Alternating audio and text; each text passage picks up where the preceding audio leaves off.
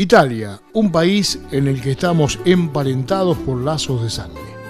Italia es un país europeo con una larga costa mediterránea que influyó considerablemente en la cultura y la cocina occidental. Su capital es Roma, hogar del Vaticano, de ruinas antiguas, de obras de arte emblemáticas.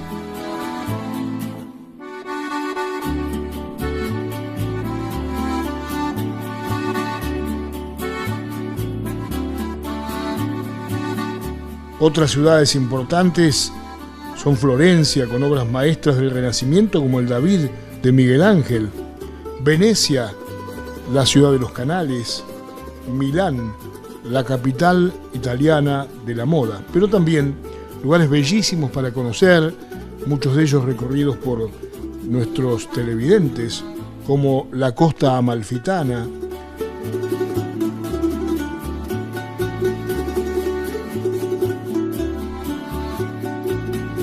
Pisa, con su complejo donde está la famosa torre inclinada, Amalfi, el lago de Garda, la isla de Capri, bellísima, muy cerquita de Nápoles, también Cinque Terre, Siena, Verona, Sorrento, Positano, en el sur Palermo, Génova y mucho más.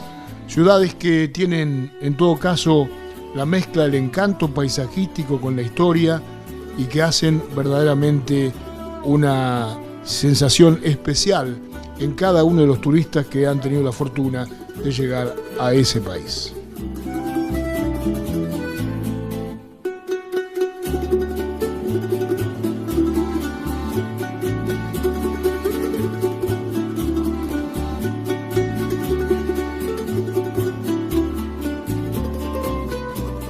Existen varias leyendas sobre el origen de la palabra Italia, que designa toda la península desde los Alpes hasta el final de la bota, como la indicada por el historiador más antiguo de Sicilia que se conoce, Antíoco de Siracusa. Este escritor manifestaba que sin duda es el sobrenombre que los griegos le adjudicaron por la gran abundancia de los becerros en esa zona, cuya traducción italiana es Vitellia. En un principio Italia solo denominaba la parte de Calabria, extendiéndose más tarde a toda la península, que unificó ese nombre entonces en todo el territorio. Bien, nos estamos enterando de cosas realmente sorprendentes, de una cultura totalmente distinta a la nuestra, la cultura de Japón, y nos está ilustrando y muy bien el doctor abogado Juan Eduardo Apolonio, que ha tenido la gentileza de aceptar nuestra invitación para que todos aprendamos a comprender un poquito más de qué se trata ese país, como decíamos, de 128 millones de habitantes y lugares muy concentrados en cuanto a la densidad de pobladores. ¿Y eso tiene que ver con la vivienda, Juan? Sí, realmente las viviendas pequeñas. Teníamos un compañero mexicano que había alquilado un departamento y decía que cuando él salía entraba el sol, ¿sí? Haciendo alusión de lo pequeño que era. Sí. Bueno, en razón de las condiciones de la tierra, que no todas son aptas para la construcción de viviendas, lleva a que esa densidad poblacional tenga que aglomerarse en pequeñas viviendas o pequeños departamentos. Así que en algunos casos hay como cuchetas. Sí. ¿O exagero? No. De hecho, nosotros en el lugar que estábamos, en la segunda etapa, teníamos unas pequeñas cuchetas donde la cantidad de personas que podía estar era superior a la que podríamos estar en otro lugar. Pero sí se ve claramente que con pocos elementos ellos viven cómodamente. Quizás nosotros necesitamos un jardín grande, espacioso, una terraza para una piscina o lo que fuese. Ellos realmente con pequeños o con poquitos metros cuadrados, una familia tipo de 4 personas vive cómodamente. Cuando alguien compra un automóvil en Japón, tengo entendido que la preocupación más grande del vendedor es dónde va a guardar su auto. Exactamente. Además de que con relación a los vehículos, no hay vehículos antiguos, porque a más antiguo el vehículo, más impuestos se paga. No hay una gran cantidad. los medios de transporte son tan eficientes que también desalienta la compra de vehículos y quieren invertir en otro tipo de bienes y no vehículos. Y una de las cuestiones es, te va a comprar el auto, está bien, pero ¿dónde lo va a dejar? Y realmente no hay grandes espacios. Cuando nos metíamos a veces por pequeñas callecitas y los autos, cómo estaban colocados ahí, realmente no sabíamos si los habían puesto desde arriba, porque tenía que hacer muchas maniobras para lograr estacionarlos. O sea, no están preocupados por un espacio para los vehículos. ¿Hay elevadores también para los vehículos? Hay elevadores, subterráneos también. También, cocheras subterráneas. Cocheras subterráneas, sí. Y uno va por las calles y realmente no ve, por la cantidad de habitantes que hay, no ve la cantidad de vehículos que quizás ve acá en Tres Arroyos. Avenidas anchas y puede contar tranquilamente los autos que pasan por ahí. Cuando uno imagina Japón, la postal es el Monte Fuji, ¿no? También. Sí. ¿Fueron a verlo? Tuvimos la oportunidad de ir, pero como el 80% de los días las condiciones climáticas no nos dejaron ver totalmente. Pero bueno, todo su entorno, los lagos, las flores, estaba acordándome de las lavandas que están a los costados ahí, de la ladera de las montañas y los lagos, realmente es hermoso. Y cómo está cuidado eso, realmente es un lugar muy bello. Más allá de que no tenga la oportunidad de ver la cima, pero estar ahí es, para aquellos que en algún momento vimos en alguna porcelana dibujado el monte Fuji, es cierto. Pensar que si llegar ahí es como tocar el cielo con las manos. Es un clásico la imagen de ese país, ¿no? ¿Usaron el tren bala en algún momento? No porque uno de los destinos del tren bala es Kioto y realmente no andábamos con el tiempo suficiente como para ir, ni tampoco teníamos una guía, porque Kioto es la ciudad más antigua. Es una ciudad hermosa y realmente ir en un día no valía la pena ese viaje, más allá que el tiempo es corto, pero bueno, en el próximo viaje será. Hay un idioma de señas clásico en todo el mundo, ¿no? Cuando uno quiere alguna cosa y no conoce el idioma de ese país, con las señas se maneja, pero ¿ustedes usaban el inglés? Sí, teníamos la oportunidad que Hugo Mujica habla bastante bien inglés, pero sin perjuicio de eso, con las señas o mostrándole una foto, se conseguía en el supermercado lo que queríamos o llegábamos a la estación de ómnibus o de tren que queríamos estar. ¿Y en los restaurantes? Los restaurantes todo con fotografías, tanto afuera, la fotografía con los elementos que tiene, el plato como en una cerámica, que parece un plato real realmente. Sí. Y adentro con el menú, con los valores y con los ingredientes que posee. Así o sea, es un plato con una especie de relieve, claro, en color, sí, en color, para imaginar realmente la comida. Exactamente, y es así. O sea, no sé si lo sacan de la vidriera o lo ponen, pero realmente a veces queríamos mirar porque los cortes de carne, los huevos, las pastas, estaba tan perfecto hecho eso que parecía que se trataba realmente del menú que se iba a comer. ¿Y es un país caro para comer? Nosotros, porque fuimos en un viaje de capacitación, quizás en el lugar que nos encontrábamos había restaurantes o pequeñas cantinas de 3, 4, 5 mesas, que todas trabajan, donde no era caro. Al mediodía, a precios reales, almorzábamos quizás con menos de 100 pesos. Y a la noche alrededor de 300 pesos. Porque Bien. ya compartíamos alguna cerveza, algún postre, que por ahí al mediodía no lo hacíamos por la actividad que teníamos mañana y tarde no nos permitía. Quizás en la zona de Ginza, que vendría a ser la zona de lo que sería la Quinta Avenida de Nueva York, donde usted en una vidriera encuentra un reloj de precio nuestro, 1.800.000 pesos. ¿Cuánto? ¿1.800.000 pesos un reloj? Íbamos con la calculadora del teléfono viendo precios y realmente nada, era la cara de asombro que teníamos, ese puesto ahí en la vidriera y sale tanto. La verdad que era algo... Ahora, es un país de movimientos telúricos frecuentes, tengo entendido. En ese caso, me contaron que tienen como protocolos para los habitantes de los edificios cuando tienen que hacer evacuaciones. Está tan arraigado en la sociedad que usted va al supermercado y puede comprar sujetadores de alacena, sujetadores de cama, cualquier elemento que pueda contener un mueble para que no se caiga. Y, por supuesto, como ellos nacen tanto con los maremotos, con los terremotos o con las distintas condiciones atmosféricas adversas, su capacitación es desde muy pequeño. Y cuando fuimos a la ciudad donde está el Buda, el segundo Buda más grande, que nos perdimos y llegamos a una playa donde nuestros compañeros disfrutaron de las aguas,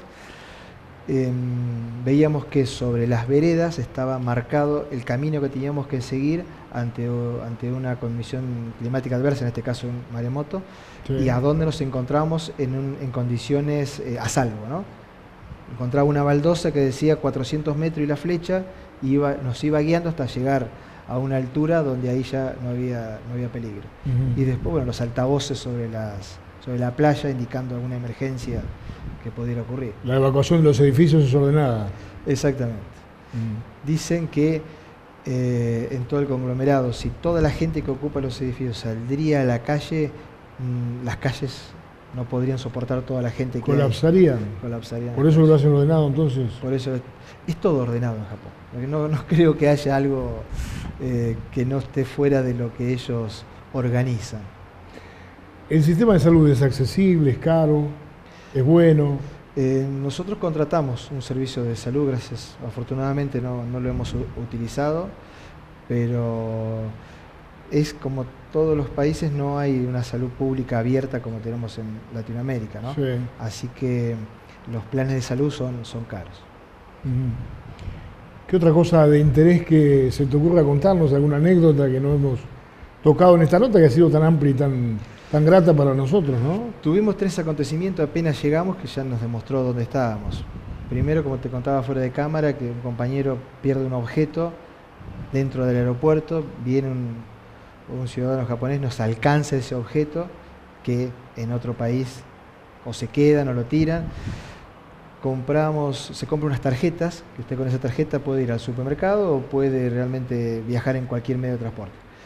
La señora que estaba a cargo de ese dispositivo, además de descargarnos las tarjetas, cambiarnos el dinero, nos llevó como niños hasta la estación de subte en el aeropuerto, ¿no?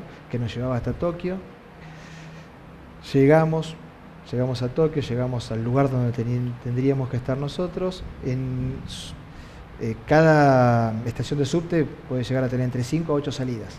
Entonces uno en el Google Street había visto algo, pero bueno, no era la salida que habíamos estudiado. Así que nos encontramos una salida que no conocíamos, le preguntamos a una señorita dónde queríamos ir. La joven nos indica dónde era, que era para un determinado lugar. Pero no nos quedamos convencidos, así que fuimos y preguntamos en un barcito. Y era para el otro lado. Cuando estábamos yendo para el otro lado, viene la chica corriendo, porque había visto su celular de una determinada manera y no indicando el norte. Como ajá, claro. Entonces nos venía a explicar que se había equivocado y que realmente el lugar donde teníamos que ir era otro. En un lugar donde a las 8 y pico de la noche, que la gente sale de trabajar, encontrarte con ese tipo de gesto realmente, y bueno, estamos en Japón, realmente.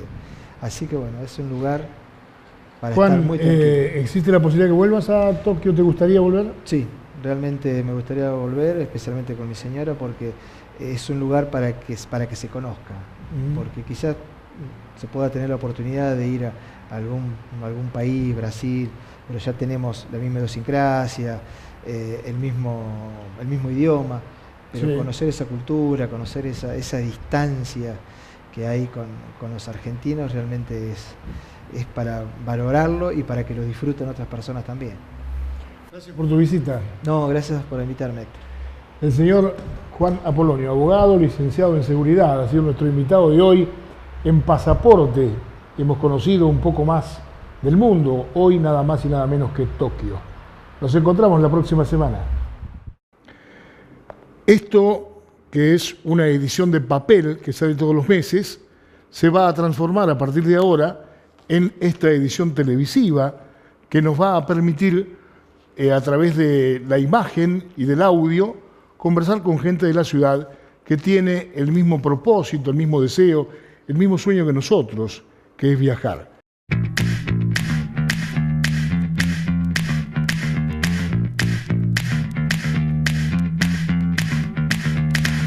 Lo que es la religión en estos lugares uno nota, o sea, más que interesante. O sea, por ahí es esto de entender otra idea y entender entre comillas, porque es hasta donde uno puede, ¿no? Sí. Pero bueno, el hecho de los templos, vimos budas por todos lados, pero bien, digamos, vas entendiendo de qué trata una religión que por ahí está bastante alejada de lo que nosotros conocemos.